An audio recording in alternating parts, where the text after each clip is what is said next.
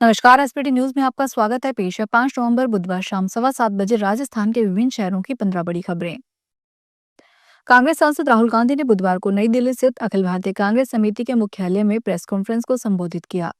राहुल गांधी ने कहा कि हमारे पास फाइल्स है और इस बारे में हम कह सकते हैं कि पूरा राज्य चुरा लिया। हमें शक है कि यह सिर्फ अलग अलग सीटों पर नहीं हो रहा, बल्कि राज्य और नेशनल लेवल पर हो रहा है। हमें हरियाणा में अपने उम्मीदवारों से भारी सारी शिकायतें मिली कि कुछ गड़बड़ है। हमने ऐसा मध्य प्रदेश, छत्तीसगढ़, महाराष्ट्र में भी अनुभव किया था, लेकिन हमने हरियाणा पर फोकस किया कि वहां क्या हुआ था, उसकी पूरी जानकारी लेने का फैसला किया। राहुल गांधी ने आरोप लगाया है कि हरियाणा में हर 8 में से एक वोटर नकली है। उन्होंने कहा कि नकली फोटो वाले हरियाणा में 1 लाख से ज्यादा मतदाता है। राहुल गांधी ने दावा किया है कि हरियाणा में 25 लाख वोट चोरी हुए हैं। केंद्रीय गृह एवं सहकारिता मंत्री अमित शाह ने अमूल और Indian Farmers Fertilisers Cooperative Limited को विश्व की शीर्ष 10 सहकारी संस्थाओं में प्रथम 2 स्थान प्राप्त करने पर बधाई दी है। अमित शाह ने सोशल मीडिया पर एक पोस्ट में कहा कि भारत के लिए गर्व का क्षण, अमूल और इफ्को को विश्व की शीर्ष 10 सहकारी संस्थाओं में प्रथम 2 स्थान प्राप्त करने पर हार्दिक बधाई। यह अमूल से जुड़ी लाखों महिलाओं की अथक समर्पण और इफ्को में योगदान देने वाले किसानों के लिए सम्मान की बात है। राजधानी जयपुर में स्ट्रीट क्राइम का एक नया तरीका सामने आया है। यहाँ बदमाशों ने मिनर्वा सिनेमा के सामने एक 77 वर्षीय वरिष्ठ नागरिक की चलती कार से महंगा स्मार्टफोन चुरा लिया।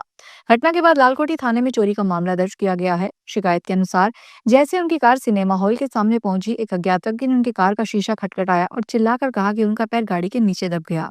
पुलिस रिपोर्ट में बताया गया कि इस पर सिंह ने तुरंत गाड़ी का शीशा नीचे किया। शीशा नीचा करते ही शीशा खटखटाने वाले व्यक्ति ने मौका पाकर तुरंत सिंह का आईफोन चुरा लिया और मौके से फरार हो गया। 5 दिनों से चल रही निजी बस ऑपरेटरों की हड़ताल आखिरकार बिना शर्त समाप्त हो गई। सरकार की ओर से बस संचालकों की किसी भी शर्त को लिखित में नहीं माना गया। स्लीपर बस संचालक मांगे मानने को लेकर सरकार पर लगातार दबाव बना रहे थे। मंगलवार दोपहर तक जब सारे हथकंडे फेल हो गए तो उस संचालकों ने भजनलाल सरकार को चेतावनी दे डाली। इसमें कहा गया था कि 5 नवंबर तक मांगे नहीं मानी गई तो राज्य से स्टेट कैरिज की बसें भी हड़ताल में शामिल हो जाएगी। ऑल राजस्थान कॉन्ट्रैक्ट कैरिज बस यूनियन के अध्यक्ष राजेंद्र शर्मा ने बताया कि हम यात्रियों की सुरक्षा को लेकर सरकार जितने ही गंभीर हैं। उन्होंने कहा कि हम बिना किसी शर्त के बसों की हड़ताल वापस लेते हैं। प्रधानमंत्री नरेंद्र मोदी ने बुधवार को देशवासियों को कार्तिक पूर्णिमा और देव दीपावली की शुभकामनाएं दी। सोशल मीडिया पर मोदी ने कहा, देश के अपने सभी परिवारजनों को कार्तिक पूर्णिमा और देव दीपावली की कोटि कोटि शुभकामनाएं। भारतीय संस्कृति और अध्यात्म से जुड़ा यह दिव्य अवसर हर किसी के लिए सुख, शांति, आरोग्य और सौभाग्य लेकर आए। पावन स्नान, दान पुण्य, आरती और पूजन से जुड़ी हमारी यह पवित्र परंपरा सबके जीवन को प्रकाशित करे। यूपी में कार्तिक पूर्णिमा पर गंगा घाटों पर स्नान के लिए भीड़ उमड़ी है। देवरिया में सरयू नदी में 12 श्रद्धालुओं से भरी नाव पलट गई। हादसे के बाद चीख पुकार मच गई, महिलाएं चिल्लाने लगी, घाट पर अफरा तफरी मच गई। श्रद्धालुओं को डूबता देख घाट पर मौजूद गोताखोर और नाविक नदी में कूद गए। जैसे तैसे महिलाओं और डूब रहे श्रद्धालुओं को रस्सी के सहारे खींचकर बाहर लाए। हादसा बरहज थाना क्षेत्र में गंगा घाट पर हुआ। राजस्थान की खारे पानी की झीलों में शुमार लुनकनसर झील में इन दिनों कुर्जा का मीठा कलरव गूंज रहा है। इंटीग्रेटेड वेटलैंड घोषित इस खेल में सैकड़ों की तादाद में सारस प्रजाति के डेमोइसल क्रेन का आगमन हो चुका है। इस पक्षी का राजस्थानी संस्कृति से गहरा नाता है। सदियों से लोक प्रीतों में प्रेमी प्रेम सी कुर्जा को संदेशवाहक के रूप में याद करते हैं। करीब 320 हेक्टेयर में फैले खारी पानी की इस झील में जोड़ों में नजर आ रही कुर्जा इंसानों को जीवन भर साथ रहने और समर्पण का संदेश दे रही है। कांग्रेस महासचिव सचिन पायलट ने कोटा एयरपोर्ट पर अंधा उपचुनाव, बिहार चुनाव सहित अन्य मुद्दों पर मीडिया से बात की।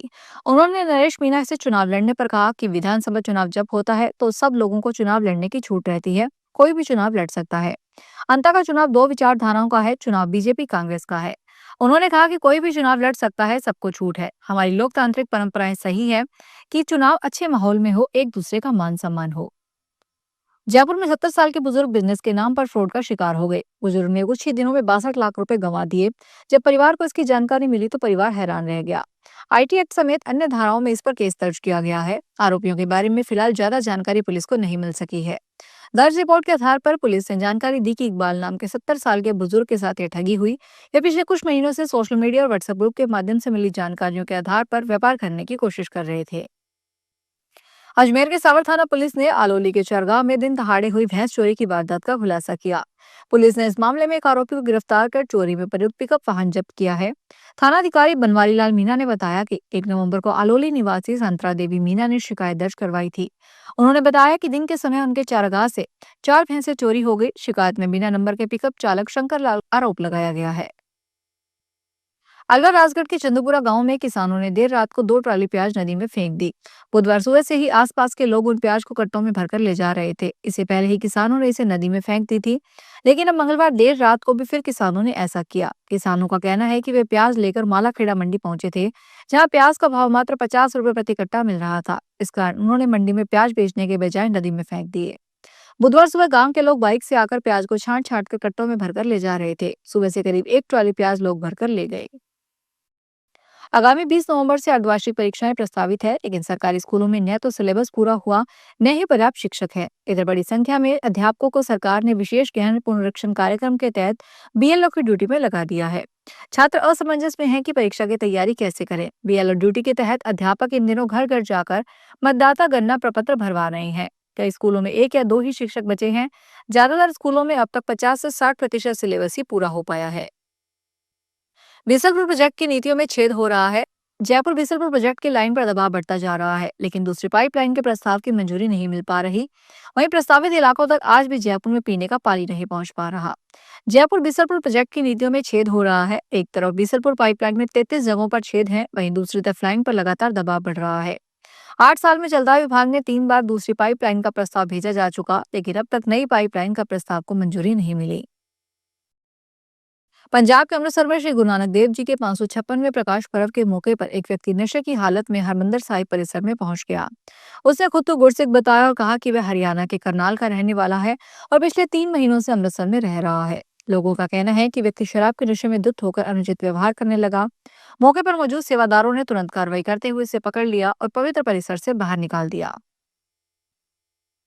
जयपुर सहित प्रदेश की सबसे बड़ी सब्जी मंडी मुहाना थोक सब्जी मंडी में आज सब्जियों के भाव नीचे रहे। थोक मंडी में आज केवल मटर की फली महंगी रही और मटर फली के दाम आज 125 से 130 रुपए के बीच बोले गए। अन्य सब्जियों में टमाटर के दाम आज 10 से 20 रुपए के बीच रहे, तो फूल गोभी सस्ती बिकी। थोक मंडी में आज फूल गोभी के दाम 15 से 20 रुपए के बीच रहे। आज पत्ता गोभी, हरी मिर्ची, बैंगन, शिमला मिर्च, नींबू, लौकी और अन्य सब्जियों के दाम नरम रहे। दूसरी ओर मुहाना मंडी स्थित आलू प्याज मंडी में आज गिरावट का दौर रहा। फिलहाल इस बुलेटिन में इतना ही, फिर हाजिर होंगे बड़ी खबरों के साथ।